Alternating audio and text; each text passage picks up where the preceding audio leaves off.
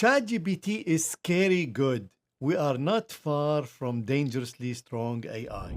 This is what Elon Musk tweeted after the launch of ChatGPT. Now, if you don't know anything about ChatGPT or about OpenAI, then this is really good. This video will open the window on this technology because you need to know about it. It will be an important part of all of us. All our lives will change within the next 5 years because of this new technology. We are at the beginning of this new revolution, which is called AI, artificial intelligence. Now, this technology is not new. In fact, many companies have tried and failed. So Microsoft and Meta, which is Facebook, have tried to do this and they failed because the chat turned into a racist talking machine. But Google uses machine learning, in fact, every day. Anytime you search on Google, you are using some type of machine learning. But this type of AI is like kindergarten. And this new type of AI is called generative AI, meaning it can generate answers for you. So while Google, when you use Google, you're actually searching an index somewhere in Google trying to give you the best results. This type of new AI is generating results based on the knowledge that it has. So it's not picking an index of a website somewhere. It's in fact generating that answer for you. Now in this video, we will not go about how to make money with it and if it's dangerous or not. You are watching this channel. I am Ali Casey. I am an optimistic person and Stadways is about trading.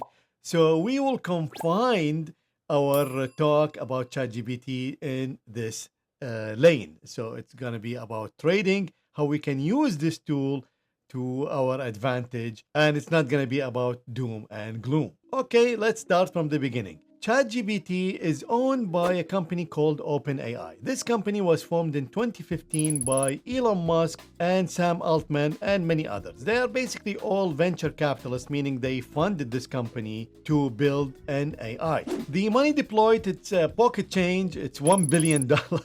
So with that money, they gathered the best brains to bring this company to life. Now, the company was formed as non-for-profit, meaning they cannot make money with the technology they're gonna make. And this is really nice, but of course, it's all for tax purposes.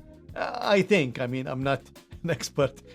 And then in 2018, Elon Musk stepped from the board of directors because of conflict of interest, because he's doing also AI in Tesla. In 2019, Microsoft, who failed back in 2013 at this venture, invested $1 billion in this company. And in the same year, they transitioned from non-profit to profit, but capped at 100x investment. So that means Microsoft put $1 billion.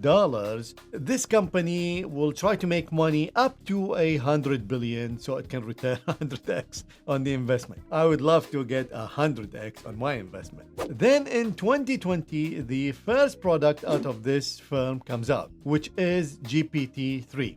Now, GPT-3, it's a language model that is trained on trillions of words. The idea, it's become very smart. It can converse with humans without you knowing that it is a bot. Then in 2021, they released DALL-E, which is DALL-E.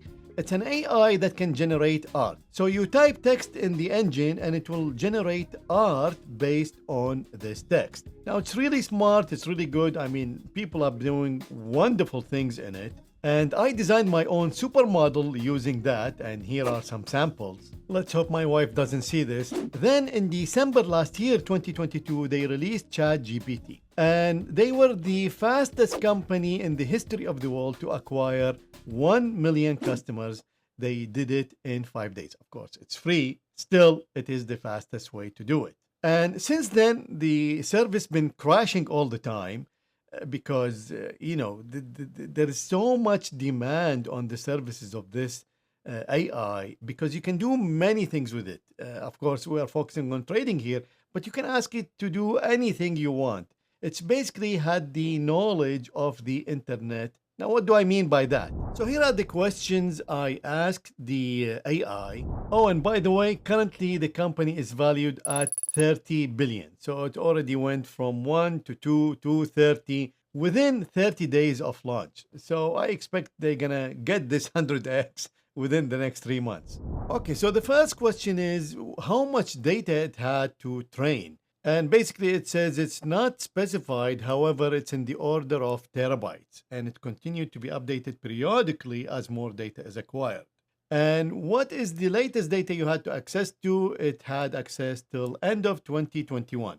So it doesn't have access to data in 2022 and beyond. Also, it is unplugged from the internet, meaning it cannot update anything. And this is a question to test it. So it doesn't know what video performed the best for me because it's basically unplugged from the internet.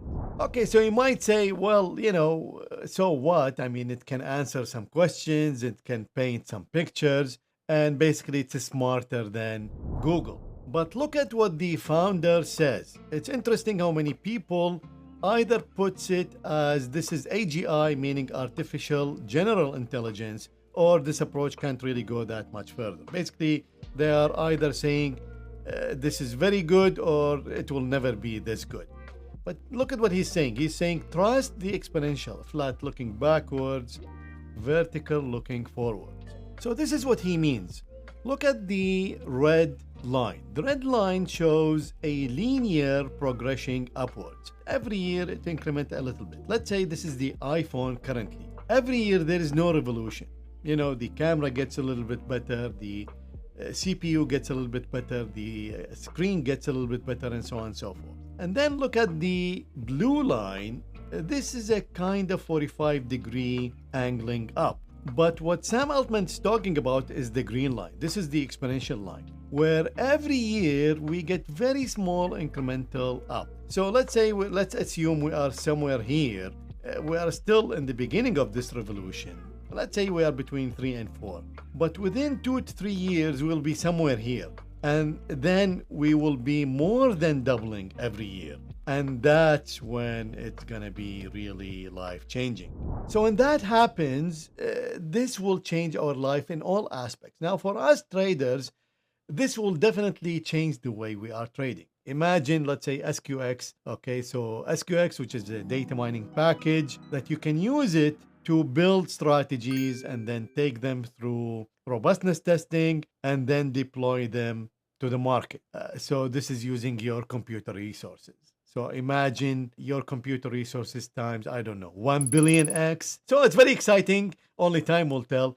Let's now focus on what we can do with this version of this AI. So first question I did is any ideas on dividend stocks? And it came up with this. So Johnson & Johnson, Procter & Gamble, AT&T, Boeing, and Coca-Cola. Of course, if you search Google, you will stumble upon this. But the idea is this. It didn't give me a page that somebody wrote it. It gave me its own idea based its own research. So imagine this AI had read all the articles on the net and it came up with this answer. Now, I don't know how it's coming up with this answer actually, but this is my estimation. And then the next question I did is give me highest dividend paying stocks with long history of rising dividends. And now it changes a little bit. Look at this now. Procter & Gamble, Johnson & Johnson, Coca-Cola, and General Dynamics and 3M. So these companies, what it's called dividend aristocrats. And of course, I have a portfolio in my StatOasis community that uses momentum on this list of dividend stocks. And it came up with 5 ideas out of this. The next question I did is give me the best performing bond ETFs. So now, of course, all this with the data set, remember, up to 2021. So this is like a snapshot up to 2021. So LQD, HYG, TFLO. So I don't know this. This is very new to me. And then I ask it for a portfolio. So this is Ray Dalio all-weather portfolio. So this is implementing Ray Dalio with ETF. So I ask it again to present Ray Dalio in mutual funds. So this is in mutual funds. So Vanguard 500 Index Fund, Total Bond Market Fund, and I don't know this, Taco Bell? Taco Bell maybe. And then long-term treasury fund. Now here comes the fun part where it can actually produce code for you. So this is, of course, pseudocode. And I ask it to give me a tactical asset allocation strategy in pseudocode. Pseudocode meaning just plain English. So when the market is bullish, increase allocation to stock, decrease allocation to bonds. And when it's bearish, decrease allocation to stocks, increase allocation to bonds. And when it's neutral, do nothing.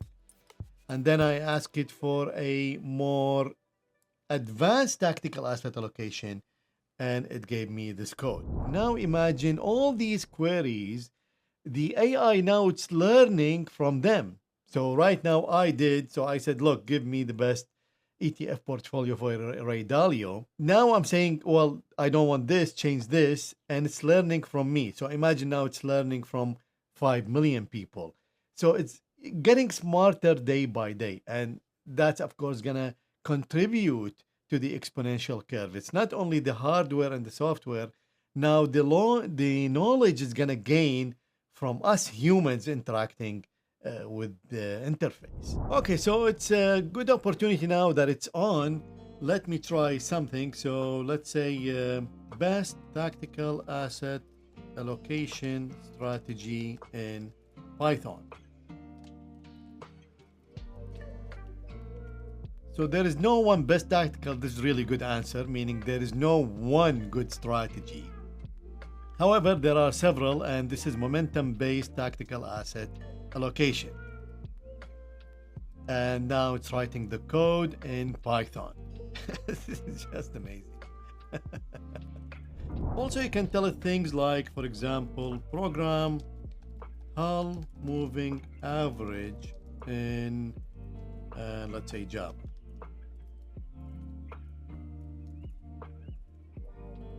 So it know already that hull moving average is a technical indicator, and now it's writing it in Java.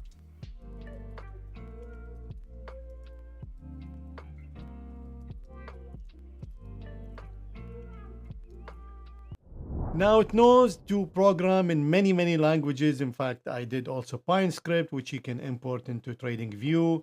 But of course, it has its limitation. There will be mistakes in this code, and you need to know what you are doing. And that's what I'm saying now. So for the next, maybe, I don't know, at least for this year, we know that it needs your input to be good at whatever you're asking it to do. So if you're writing an article, you need to go over the article to make sure it is done properly. And if you're writing a program, then you need to understand that language to fix any error in that program. So I'm very excited about this technology. I mean, this tool will be awesome in many things. And I do look at all these new tools the same way. I look at them as how they will benefit me. There will always be people using this in a bad way. Any new tool comes, humans will find a way to misuse it. But of course, that's only a subset. You know, it's a bell curve. There's the extreme bad, the extreme good, and everybody else in the middle. So I will be doing more videos on this. If you like to, just post in the comments on how we can use this in our trading, our investing journey. If you want to learn more, make sure to watch these videos, and I will see you there.